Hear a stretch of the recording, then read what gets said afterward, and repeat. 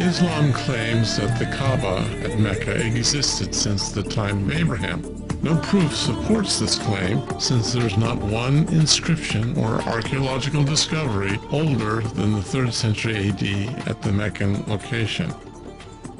Mecca apparently was uninhabited during ancient times. In the 2nd century AD, a dam was breached in Marib, a city in Yemen, forcing the Khuzā tribe to migrate from there to the location where they later founded Mecca. Because no temple existed there, the Khuzā tribe erected a tent in which to worship. In the same location, the Kaaba was later built. In the 4th century, they started to build the city of Mecca. King of Yemen, Abu Karb Asad, or Tuba, came to Mecca in the 5th century. He built the Kaaba similar to a Kaaba found in Yemen. Tuba ordered a mir from Azad to complete the interior of the Kaaba. Abu Karb Asad covered the Kaaba with a curtain, or kiswa, which was the second most important step after building the temple itself. Muhammad tried to identify Abraham with Mecca and the Kaaba in order to gain respect for Islam. In Quran 2, verse 127, he said that Abraham and Ishmael built the Kaaba at Mecca.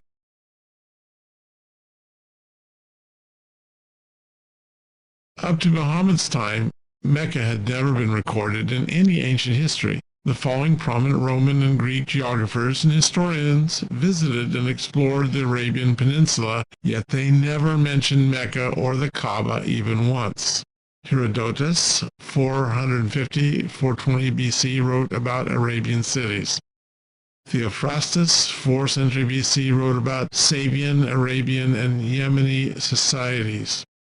Eratosthenes, 3rd century BC, wrote about locations along the Arabian side of the Red Sea and about Arabian societies. Agatharchides, 2nd BC, wrote about Arabian cities and temples along the Red Sea. Strabo, 1st century BC, wrote about Arabian tribes and cities in central and western Arabia and about locations along the Red Sea.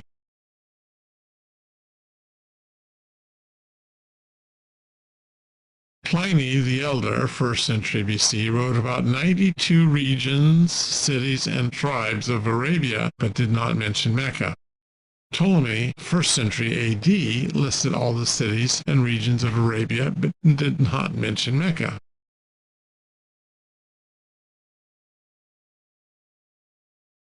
Muslims claim that the city of Makaraba, mentioned in Ptolemy's geography, was actually Mecca. But Makaraba could not be Mecca, since Ptolemy wrote that Makaraba was the 6th city south of Yathrib and further south than Karna, the capital city of Ma'in, a kingdom in Yemen.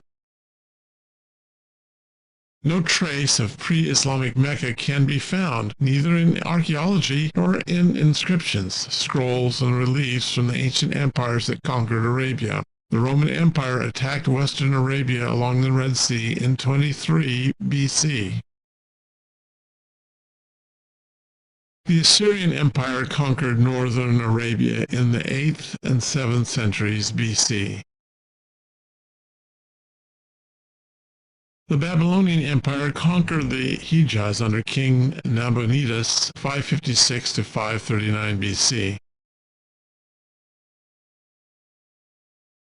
The Persian Empire conquered northern Arabia during the Achaemenid era, 6th century BC. No ancient city or country in the Middle East failed to leave remnants of inscriptions, buildings, or archaeological objects. For instance, remnants of Dedan, northern Arabia, the 9th century BC. Remnants of Khaybar, western Arabia, in the 8th century BC.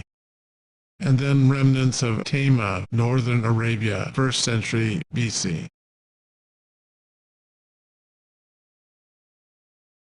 Stone carving from an ancient palace at Shabwa, the capital city of Hadramaut, Yemen, southern Arabia, 8th century BC through the 3rd century AD. Ancient Khaybar Dam. Palace of Petra, carved out of solid rock by the Nabateans, Jordan, 2nd century BC. All ancient countries and cities left many inscriptions, monuments, buildings, and their names were mentioned in other countries' inscriptions as well. There is no archaeological findings in Mecca from before the 4th century AD. This indicates that Mecca did not exist in the time of Abraham and Ishmael, nor even in the early Christian era. Seal of Dilmun Kingdom, Eastern Arabia, 3rd century BC. Inscriptions of the Sabaeans, 1st century BC. Remnants of the Dilmun Kingdom, 3rd century BC. Ancient fort of Mahrib, Ma'in Kingdom, Yemen, 1st century BC. Inscription of the Magan Kingdom, southeastern Arabia, 3rd to 2nd century BC. Mahram Bilqis Temple, Mahrib, 1st century BC. Remnants of ancient Kingdom Magan, southeastern Arabia, 3rd to 2nd BC. Ancient Dam of Mahrib, Ma'in Kingdom, Yemen, 1st century BC. The prophet Moses explains, if the city of Mecca and the Kaaba existed since Abraham's era, it would be impossible for a city inhabited for over 2,000 years not to leave a single trace. Archaeological findings from the ancient Middle East are abundant since the area is so arid. Nature does not destroy historical monuments or objects as quickly as elsewhere. Thus, an examination by Muslims of the purported historical information in the Quran is long overdue.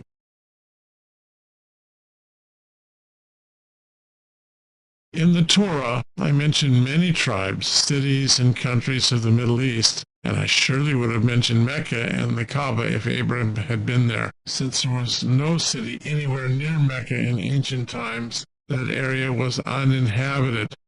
Camels need to drink at least every 100 miles. Without any city within 100 miles of Mecca, it is not likely that Mecca was a caravan stop until a century or two before Islam. Abraham never stepped foot in Mecca. The Bible explains that Abraham lived last in Hebron, the main city in southern Canaan, until he died and was buried in the cave of Machpelah, Genesis 25, verse 9, near Hebron, 1,000 miles from Mecca.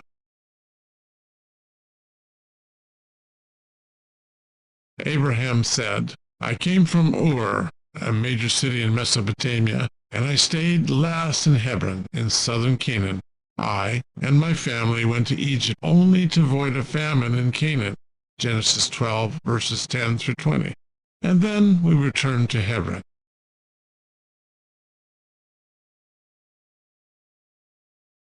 If I had built Mecca in the 19th century BC, that would make me the first builder of any city in Arabia. If this were true, such a great achievement would have become family lore and would have been recorded by Moses in the Torah. Ishmael said, but the Torah never mentions it. All the prophets of the Old Testament never said anything about it as well. Hagar said, after Abraham ordered me and Ishmael to leave, we drank from a well at Beersheba, Genesis 21, verses 14 through 21, not from the Zamzam well at Mecca, which is 1,000 miles south of Beersheba. It would take months to walk from Hebron to Mecca, and it would be impossible for us to cross the desert. It was not possible for us to carry enough water to walk 1,000 miles. Moreover, Muhammad's grandfather, Abdul Muttalib, only dug the Zamzam well in the 7th century AD, well over 2 millennia after my father's era.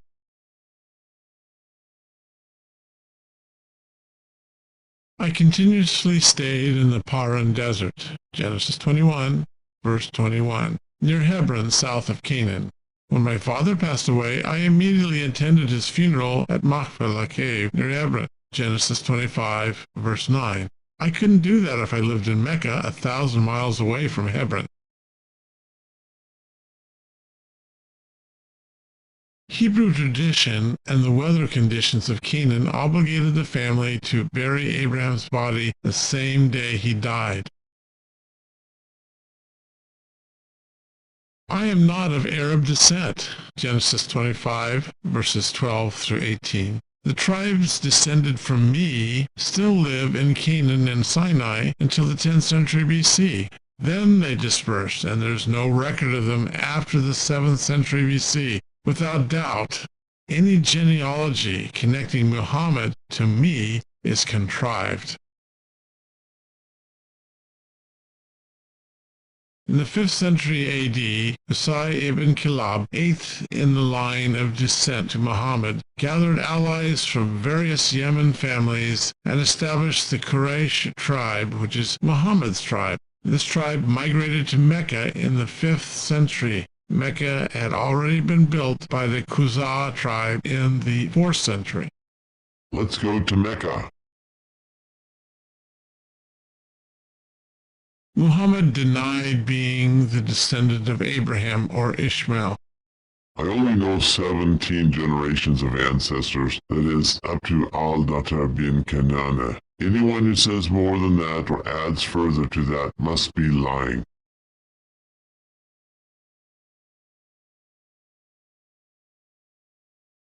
Ibn Ishaq listed 40 generations between Ishmael and Muhammad. Apparently, he didn't realize that 40 generations were not enough to cover the 2,600-year span.